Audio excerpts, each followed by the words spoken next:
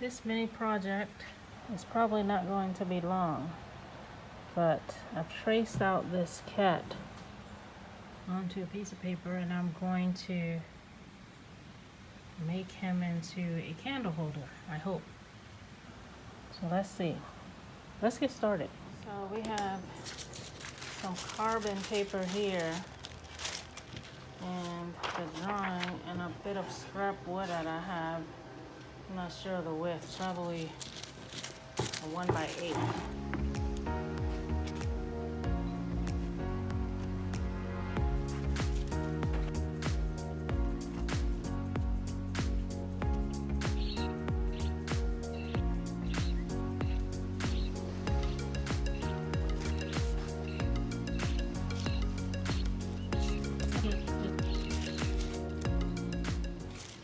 So that's it.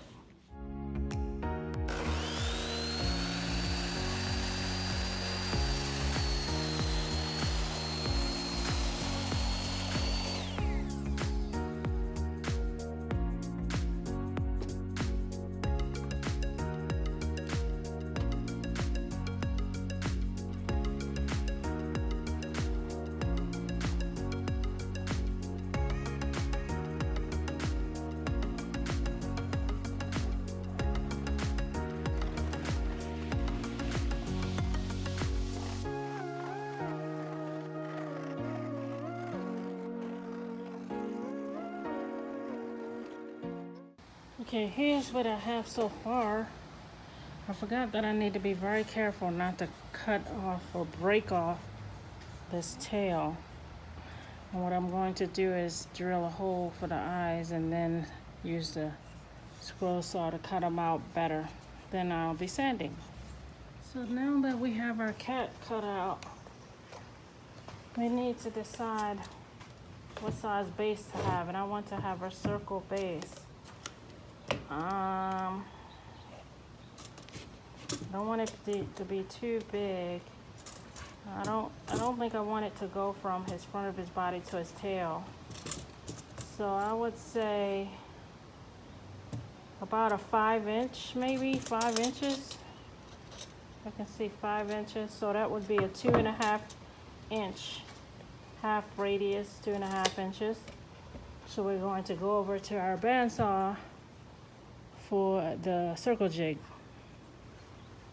So here we are over at the bandsaw, and for this circle, we're going to remove the fence.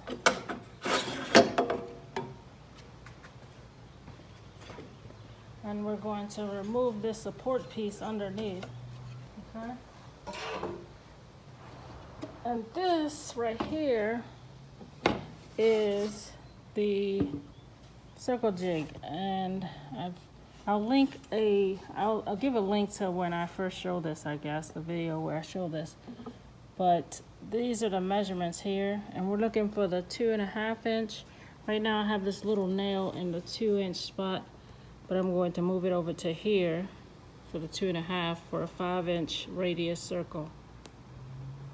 And then, it has underneath a little runner that goes right here in my little alley, which will secure it to the table and not let it wiggle back and forth. It also has a stop block right here, so when I slide it forward on the table, it won't go beyond a certain point, and that will let me know when to start twisting my piece of wood to make the circle. Okay, what I didn't show you was that I made a 5x5 block here. 5.5 by 5.5. I put a hole in the center of it that I'm going to attach to this little nail that I have in my jig.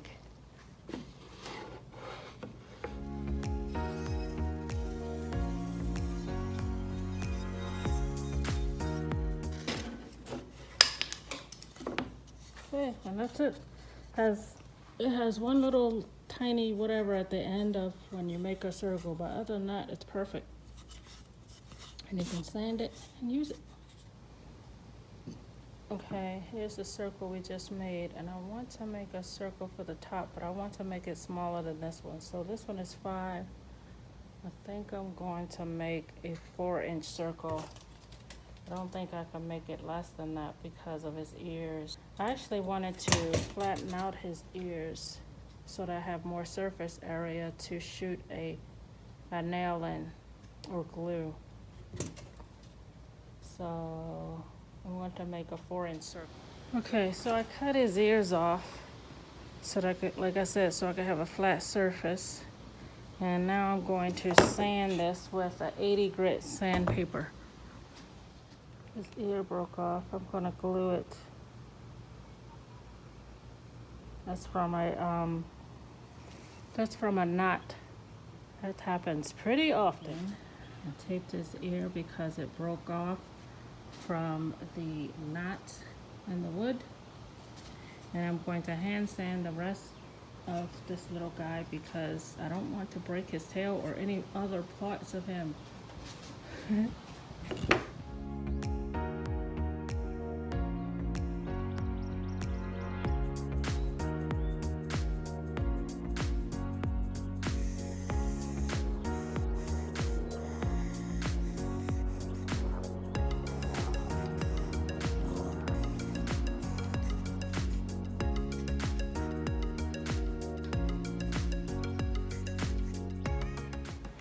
Okay, my friends, here we are.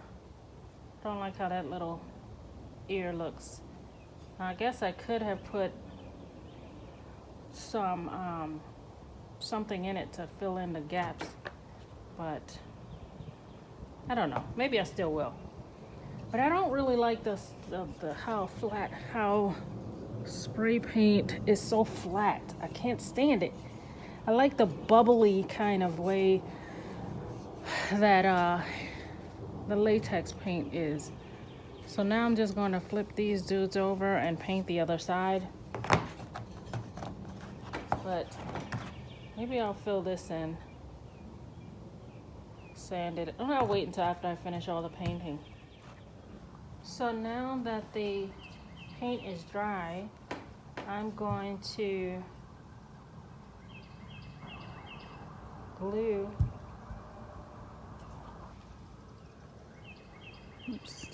Oops. I'm going to glue it to the base, glue the cat to the base.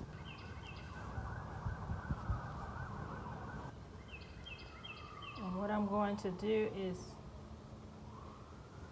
let it set for about ½ hour, and then I'm going to use brad nails to secure, give it a more secure or a more permanent hold.